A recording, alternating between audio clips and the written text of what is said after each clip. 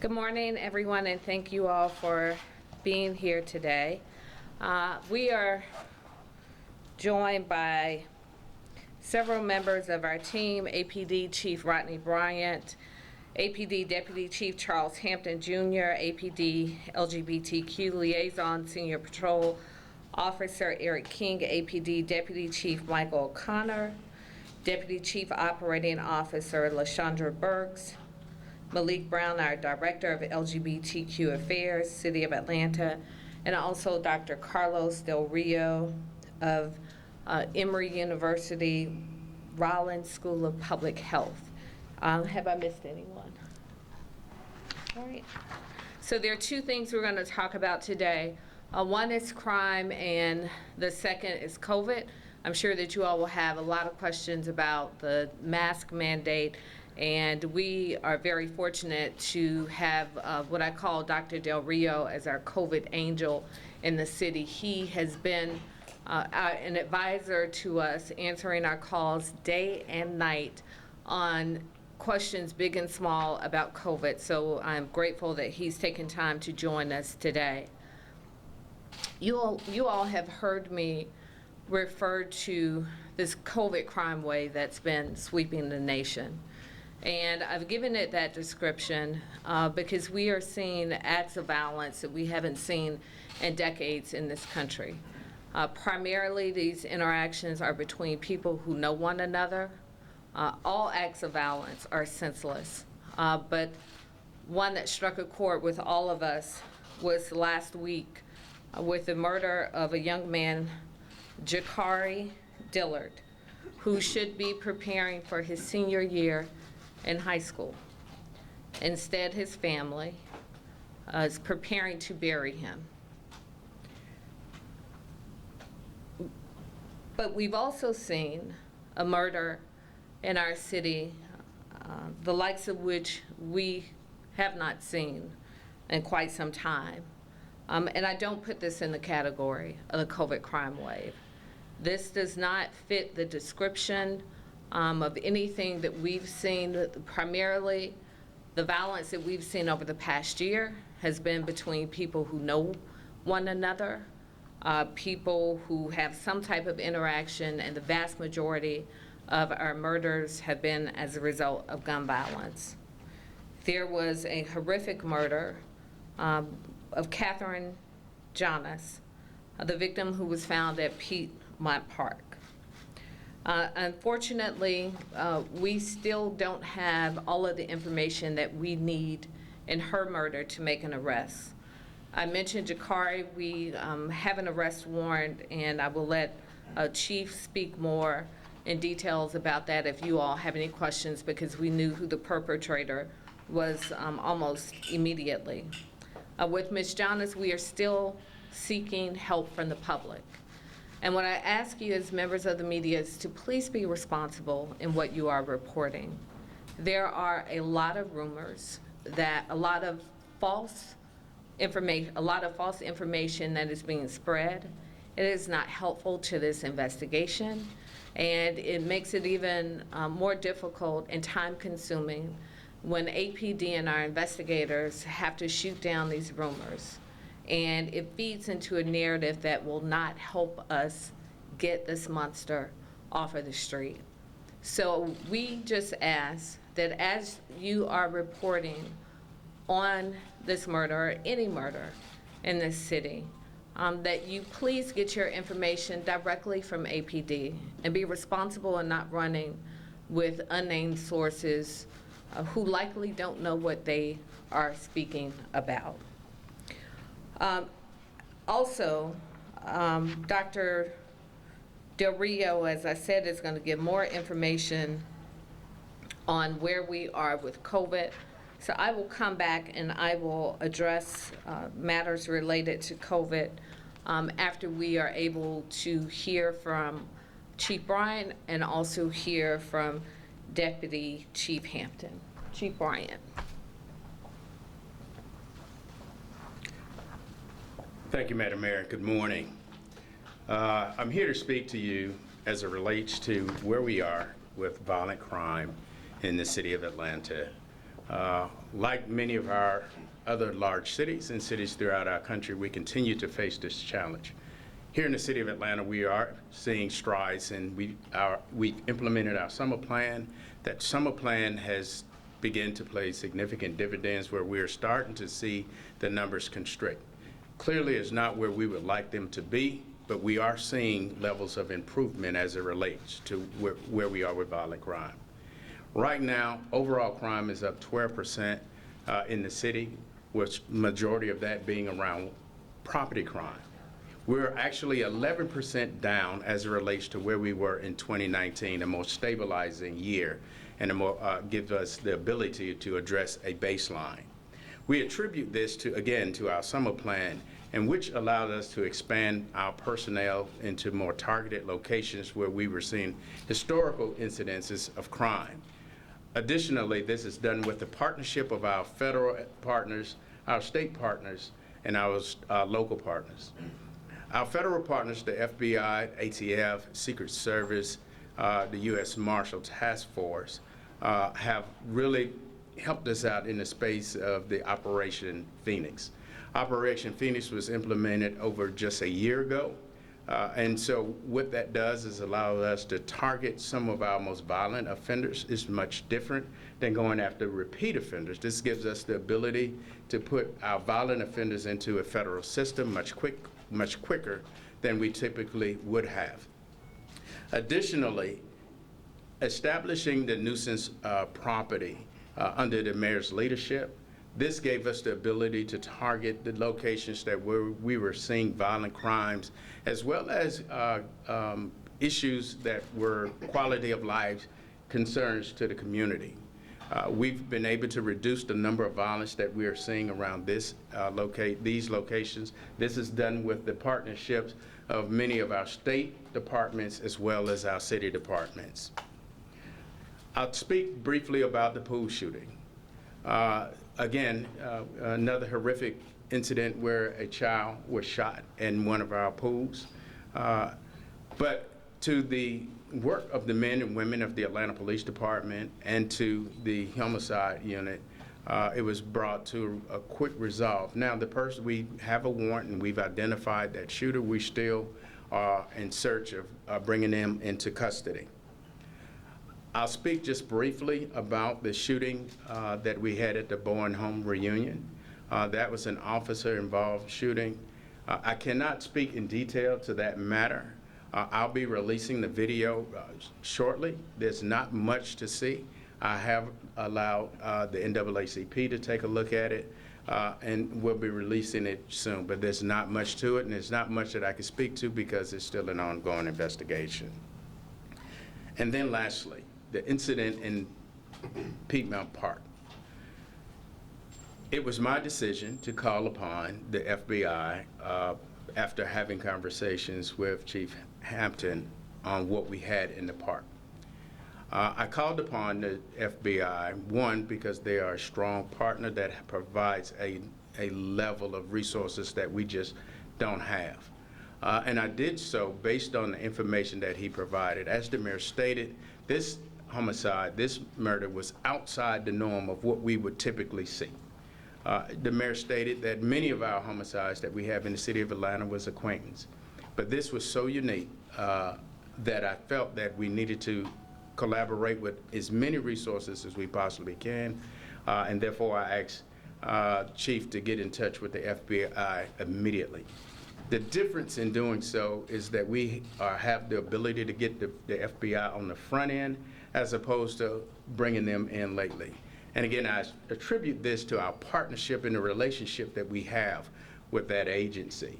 And so I'm confident that we're doing everything that we possibly can. I've had conversations with the DA's office and the sheriff's office, and everyone is willing to contribute resources to this. So without going, no, I'd be remiss if I have to reiterate what the mayor stated about false information. We have to make sure that the information that is going out to the public is factual.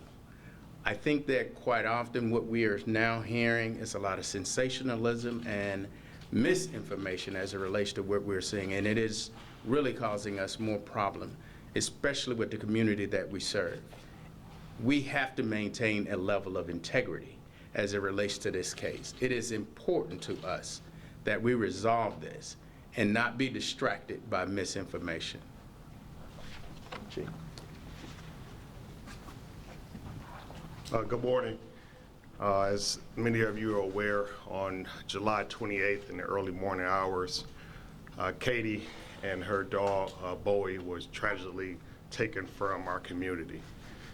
Katie was a devoted daughter, sister, a wife, a friend of many. She was a talented songwriter. She was a vocal advocate for social justice. Now it's time for us to give justice for Katie. As the mayor said, as Chief Bryant said, there's a lot of information out there.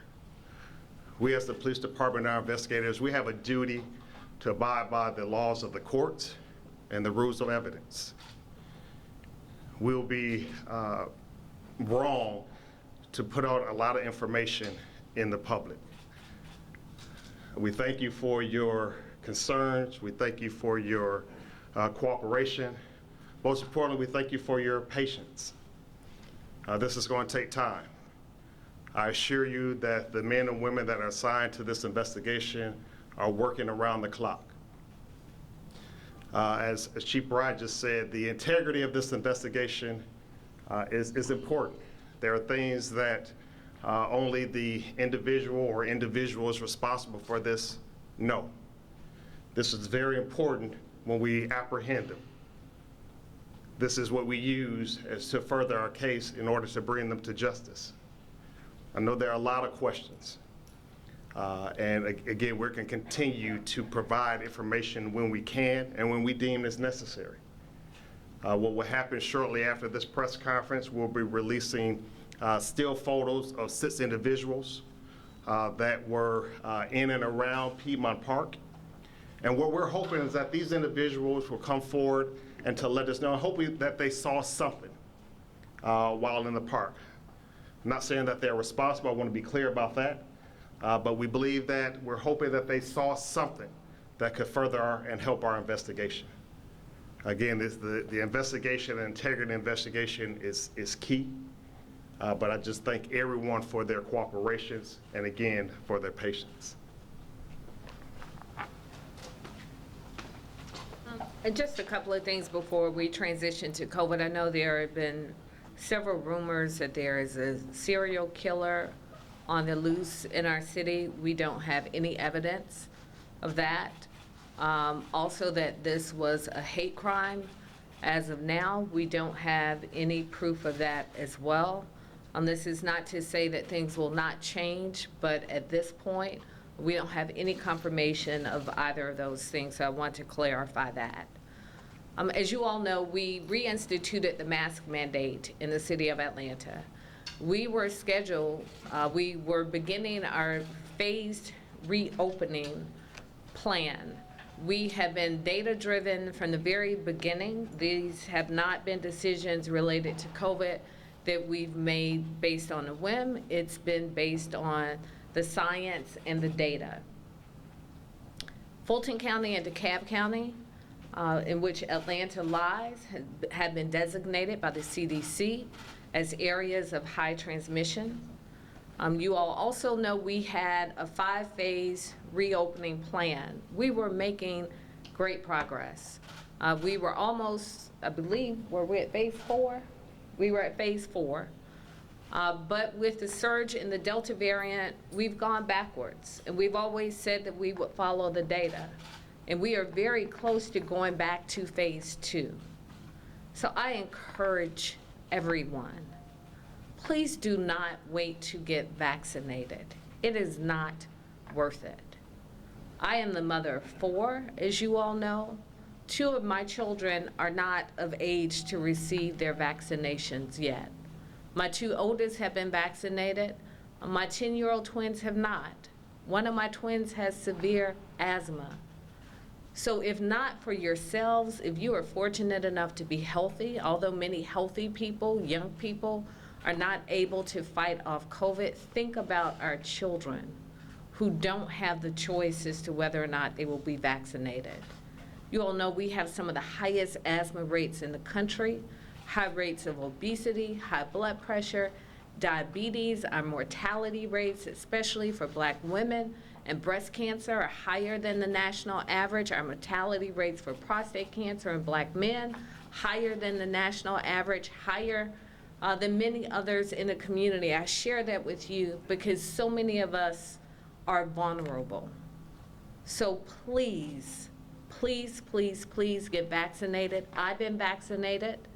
I'm very happy that I've been vaccinated, but until we are able to turn the corner, we are going to have to continue to take precautions like wearing our mask. That's the reason we've gone back to a mask mandate in the city of Atlanta.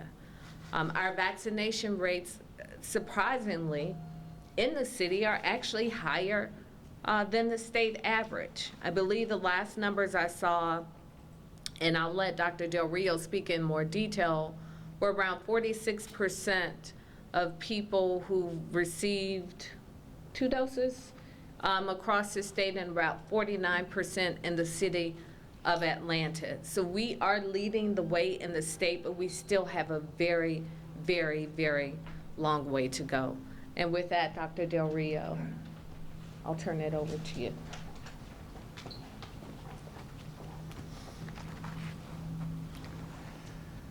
Thank you, Mayor, and good morning, everybody. I wish I was not here.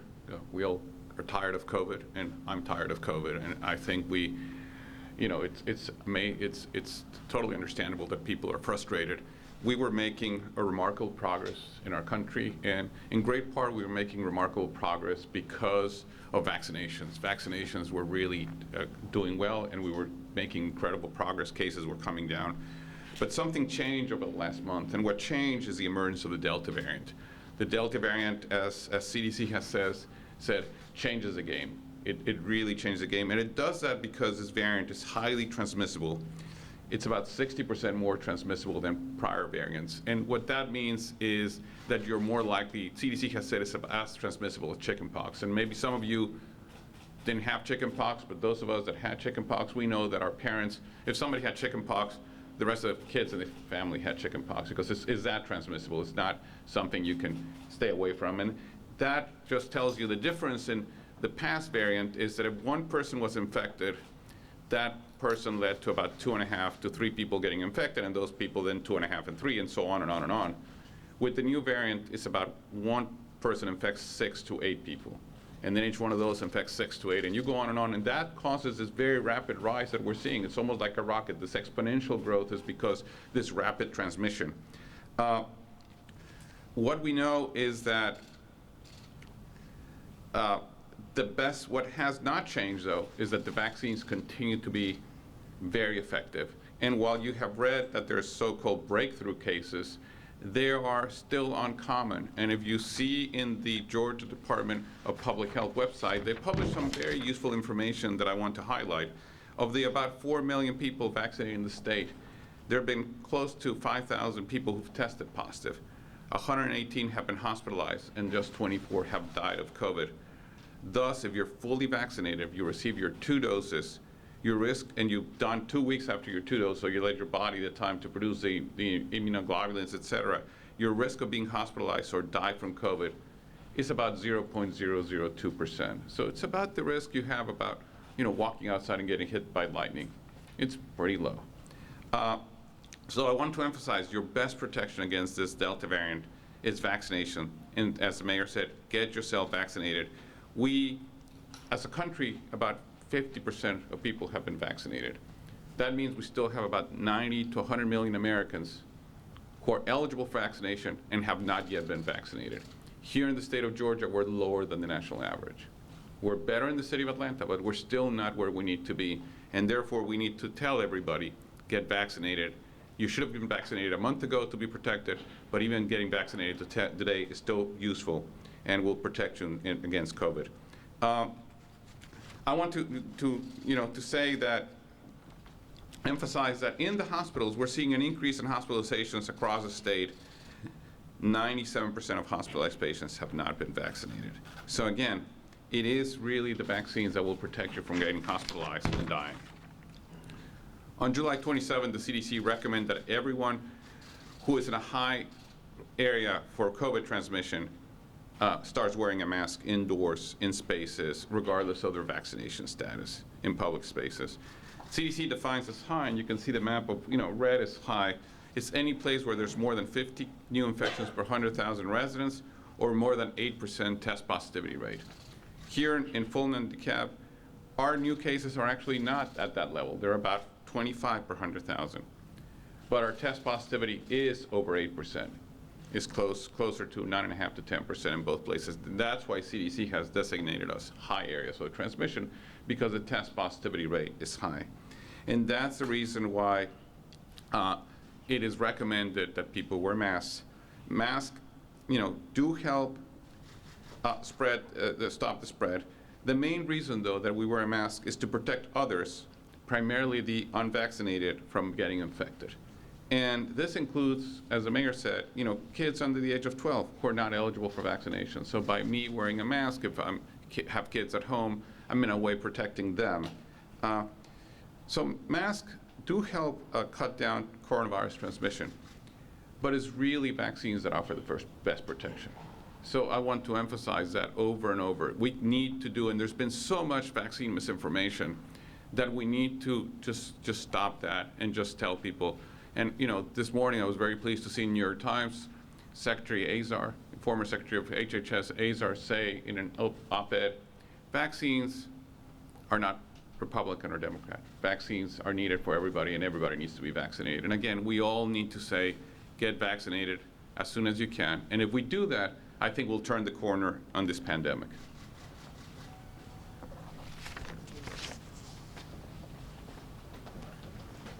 All right, with that, we will open up for questions. Mayor Bottoms, staying on COVID real quickly, any plans for another lockdown in the city at all? No, as of now, we're just asking people to wear their mask and get vaccinated. And again, we're going to continue to be cognizant of the science and the data. Our advisory group was composed of public health leaders like Dr. Del Rio. We had business leaders on board. We had community leaders. So the phased recommendations and approach we came together with those recommendations based on a cross-section of people in the community.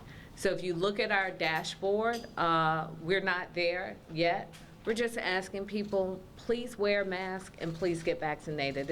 It's very simple. Mayor, on the question of enforcement, Just a request, would it be possible to get a copy of those photos of the people that you're looking for that can connect with the Janness case before the noon show, so we can get those out there? That has already been released to our public domain. Thank you, we appreciate it. Morris. Thank you, Mayor. On the question of masks, is it essentially the honor system?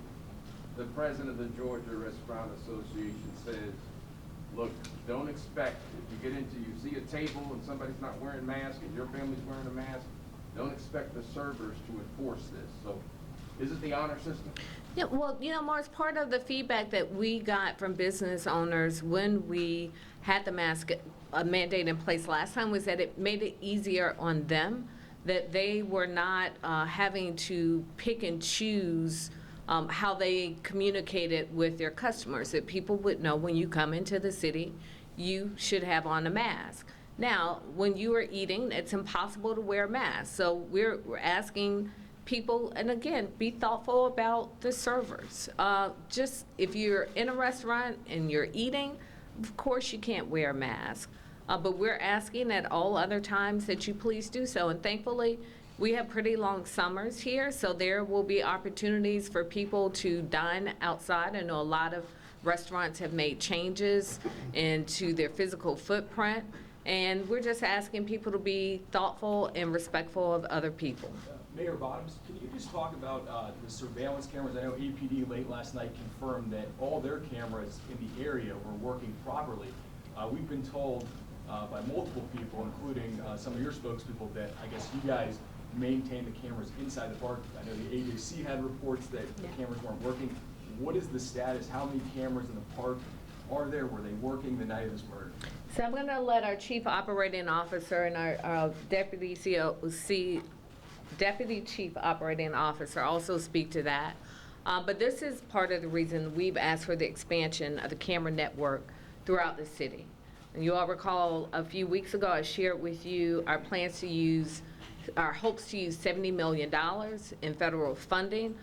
Previously, we had already announced the expansion of 250 cameras for Operation Shield. This is the reason why we need more cameras in our city.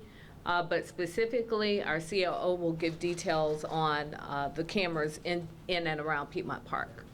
One more question before they chime in on that. What is your message to the LGBTQ community? I'm contacted by coworkers, many people in that community. They're terrified. They feel like somebody's out to get them. It sounds like this is still an ongoing investigation. What can you say to that community that's scared now that they can't use that green space? They feel like if they go there, they may be targeted. Well, again, and this is for our LGBTQ community and Atlanta as a whole, we are dealing with a horrific murder in Piedmont Park. So we are still looking for a suspect. As far as we know, as we stand here today, it is safe to frequent the park, but we're also asking people to use safeguards. Go out in pairs, be thoughtful about your surroundings and all of the things that we constantly tell people. But again, as of now, we do not know if this is a targeted hate crime. There's nothing that indicates that as of now. But this was a very gruesome murder, unusual for any number of reasons. And I'll just be frank with you. One of my kids came to me and said to me, there's a serial killer loose in Atlanta. And that's when I became aware that this was circulating on social media, and honestly, he was freaked out. So this is not to diminish what any particular community is feeling, but it's just to remind people that everyone's on edge. And when we have information that is not accurate, it makes it that much more challenging. But as of now, there's nothing that we have that shows that the LGBTQ community is being targeted. But part of the reason that we have the representation that we do here today is to remind people that we are very sensitive to those concerns, and there are a number of people embedded within the mayor's office and also within the police department who stand ready and available to address any issues and concerns that anyone may have. Have you thought about, this is a quick question on the park hours. Have you thought about moving up the closing time of the park hours, perhaps even temporarily, so it's not open at dark? No, we haven't, and there's nothing that indicates that that needs to happen at this point. But with everything, we take it day by day and we evaluate day by day. If it at some point becomes apparent that that's something that's needed, then certainly we will consider that. But as of now, there's nothing that shows us that that's necessary. But I know there are a lot of questions about the cameras, so I'm going to ask John Keene, our COO, to address those. Thank you, Mayor. So let me just start and stress that this is still an ongoing investigation. We are still trying to gather information from as many sources as possible, including the cameras. There's 9 cameras that have been referred to that are within Piedmont Park. And so we are still working with vendors to try and determine if there's any information we can get off of those cameras. To provide a little context, in 2008, there was a pilot that was done to install those 9 cameras. In 2017, there was an assessment that was done. Ultimately, those cameras are based on obsolete technology. They do not integrate with our video integration center. We have not removed those cameras because we do still think that their presence is valuable. As the mayor mentioned, she has committed and made a priority to invest in cameras across the city. We work closely with APD, Parks is involved, the Police Foundation and others, the communities, to determine where those investments are going to go and how we should best prioritize investments in the placement of cameras based upon the data. And so that's what we'll continue to do as we look to decide where we make investments in our camera infrastructure moving forward. And in light of those cameras not being, working the night of the murder, what steps are you all taking to ensure that they are working in the future? And what's the time frame? So let me reiterate, we're still working to determine if there's any information we can get from those cameras. As I mentioned, the cameras were installed as a pilot in 2008. The technology for those particular cameras is obsolete.